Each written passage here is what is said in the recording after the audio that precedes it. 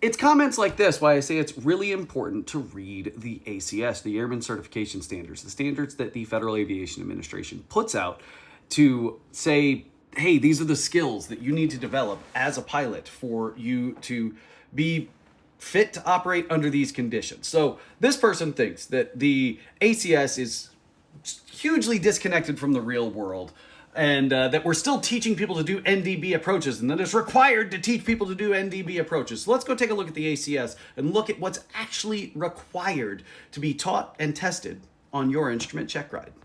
Now, we're not going to go through the whole ACS or Airman Certification Standards and make a 10-minute video because, let's be honest, it's TikTok. You're not going to watch it. So, we got the table of contents right here. We've got two different types of approaches that we need to do for our IFR check ride. We've got non-precision and precision. Nowhere does it say NDB, VOR, ILS, LNAV, VNAV, RNAV, RMP, or anything like that. It just says non-precision and precision. So, let's go take a look at what's required on a non-precision approach.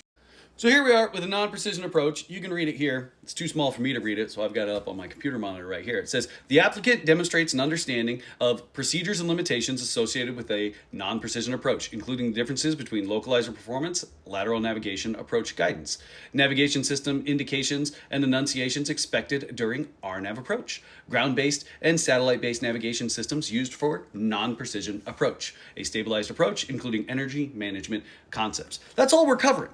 Nowhere does it say that we should be out here teaching, low-RAN or NDB approaches. It just says, hey, what equipment is in the airplane? All right, we've got GPS in the airplane. Let's teach GPS. But you know what? We're also on the ground going to evaluate their knowledge on whether or not they understand the navigation systems that are actually out there. So when I'm doing instrument mock check rides, I'm checking, does this student understand how to do a VOR approach? Now you might be wondering, why are we checking if a student knows how to do a VOR approach? Well, because I remember buying my first airplane going, I can't afford something with LNAV, VNAV. I can't afford something with WAS. So I bought something with VORs. And you know what I did with that airplane with dual VORs? I flew hard IFR because I got the appropriate training.